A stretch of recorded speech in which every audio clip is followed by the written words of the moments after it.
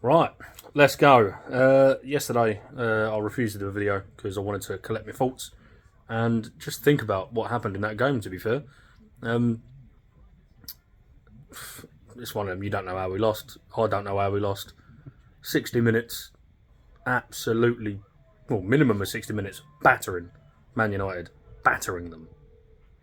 There's no reason why we shouldn't have won. All right, finishing, defending, but when it comes to overall control of the game, that was ours. That was our day. I don't get it. I generally don't get it. A disallowed goal. Look, I say back in my day. I'm not 100 years old, but you know, in my day of playing football, a foul like that from Odegaard isn't a foul. Never would be. You know, back then we thought it never will be. But it's the way the game's gone. It's gone soft, isn't it? Let's be fair. That's why they call it a soft foul that he gave away. Obviously, the goal was disallowed, even though it was a great ball. I think it was Saka that put the ball in for Martinelli. And yeah, great finish as well, but nevertheless taken away from us. So yeah, we move on. To go 1-0 down, it was sloppy. Switched off. And Anthony, was it his debut, first game? To be fair, he's highly rated from Ajax, so he's not going to miss those kind of chances you wouldn't expect. And he didn't. And, you know, fair play to him, he got the goal, so, you know, it is what it is. But to come back, I think, obviously, Saka, I thought was poor. I ain't going to lie. I generally thought he was poor today. But he got a goal. So you've got to give him his credit. He got the goal, it put us back in the game. But once again, switched off, 2-1 down again. And at this point, you're thinking, what can we do? Do we want a point? I mean, at that point, you have to play for the point, don't you? Let's be honest. But yeah, then three substitutions all at the same time, all attacking players.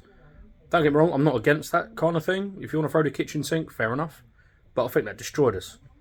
That utterly destroyed any rhythm we had. We was on the front foot when we made the substitutions, apart from obviously conceding that goal again. So why? I don't understand how it affected us that much. To bring on Fabio Vieira, obviously everyone wants to see him. No one's seen him yet. He took a couple of pot shots. Pass or two. Didn't really do much. Smith Rowe had a snapshot. Who else? Come on. I can't remember. Nketiah. Again, he's great for pressing, but until that geezer learns to finish his dinner, I mean, you know, whether you think it's right for him to have the 14 shirt or not is a different conversation, and that's done and dusted. But the comparisons are huge, obviously. Let's be fair. But yeah, I mean, going player to player, Ramsdale didn't really have much to do. To be fair, I mean, he weren't getting any of those shots or any of the goals conceded, in my opinion. You know, he tried at least, I suppose. But yeah, that's it. Distribution was all right. A couple of weird ones, which I thought was a bit, what's the word? Snappy. Just, you know, trying to get it out from his feet. White, I don't think he had a great game, personally. Didn't have a stinker, don't get me wrong, but I don't think he had a great game. Saliba, definitely not his best showing. No way.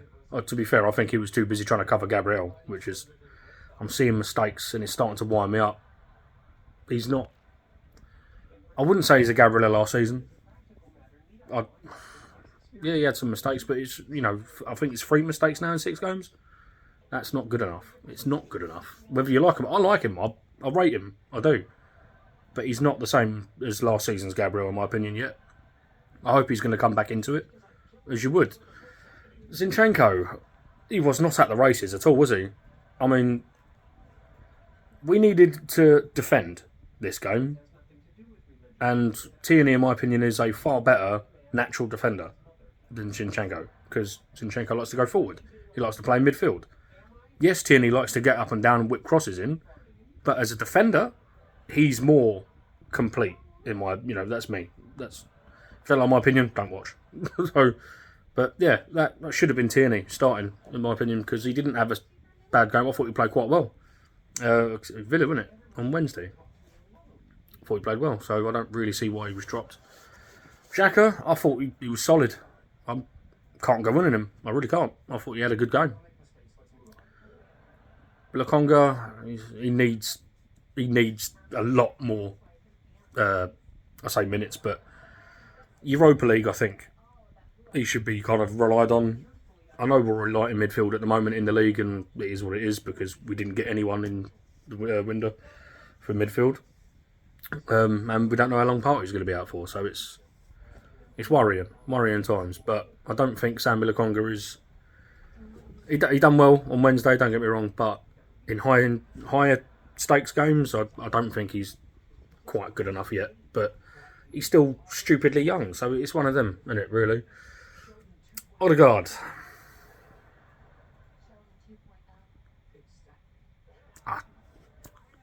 He was in and out of the game, more out than in, to be honest. Some good passes. I mean, he had one shot. He could have had a couple more, but he was okay. I'm not going to say he was shit, because I don't think anyone was particularly shit. But he definitely wasn't as involved as all the other games. I mean, a lot of people say he disappears in big games. I don't believe that's quite true. I don't, because I've seen him play big teams, and he's been good. At the very least, he's been good. But yeah, I don't think he was at the races today. Definitely not. Saka is 6 games in and he looks absolutely shattered. How'd you do that? So, I mean, we've got, what's his name, Marquinhos, sitting on the bench, who's ripping it up in the under-23s. For the sake of it, take Saka off on the 60th minute. Or something like that. If he looks that fucking dead, take him off. Let some young whippersnapper who's never played first team football, he had a game in, or half a game in pre-season, but he's ripping up for the under-23s, just stick him on. If you know if Saka's knackered, stick that Marquinhos kid on, see what happens. You can't get any worse. Because I thought Saka was poor. Jesus, again, standout, work rate, running, doing everything he possibly can. He was almost my man of the match. But I'm going to go with Martinelli, because one, I think since Jesus has joined the team, Martinelli has gone up like 4 steps. Because he was kind of frustrating before, very good, as we all knew that, but he frustrated the hell out of me when he was holding on to it too long. He didn't really have a lot of interchange with people. I think he built up a pretty good partnership with Tierney. But obviously, Zinchenko played that game, so it is what it is. But yeah, I just think he's come alive. And I said at the start of the season beforehand, this should be or will be his season to show us all what he's made of and really put, a stake on his name. We all know he's brilliant. We all know he's going to be class. I'm not going to say world class, but we all know he's going to be class. At this point in time, he's showing on the edge of being class. And I think, hopefully, throughout this season, he's going to flourish. I mean, he's adding goals to the game, which he didn't have before. He got a few, don't get me wrong, but it's not, what I would call it, his main point. He was just cause havoc, someone else to take it. But now he's adding goals, so I think that's fantastic, and it's needed. Because if this is to be the goal shared through the team, and not a whole, say Jesus is the main man, yes, but he's not going to bang you 30 goals a season. Well, I don't think he is anyway. And a lot of people agree. He's not going to be a 30-goal season striker. So it's clear that we're putting it throughout the rest of the team. They just need to all do it. I mean, Saka got his first of the season. But again, I think he could have had more if he wasn't, I don't know, so I'm not going to say run down because it's 6 games in, but he just doesn't look right. He doesn't. But on a whole, I mean, 3-1 flattered United big time, as I said, for being in front for 60, well, not in front, but obviously owning it for 60 odd minutes, 70 minutes. 3-1 definitely flatters them. And unfortunately, again, errors, switching off, that's what cost us. And I'm not happy. I took yesterday to kind of chill out and just watch little highlights of the game back just so I can try and understand what the hell went wrong. But it is what it is. 3-1 to United. No one likes to lose to them, especially me. I think it's one of the biggest rivalries we've ever had. I mean, Tottenham, yeah, but We all hate Tottenham, we do. But let's go back 20 years. Tottenham were nothing. United was our rivalry. So I would always hate United. Clearly, I'm of that age where that was the big game of the season. That Liverpool, that rivalry, not so much tops what we do with Tottenham, but it's more intense in my opinion. It may not be as hate-filled because they're just next door, but I'd certainly hate them almost equal. I think maybe United does top it, but yeah.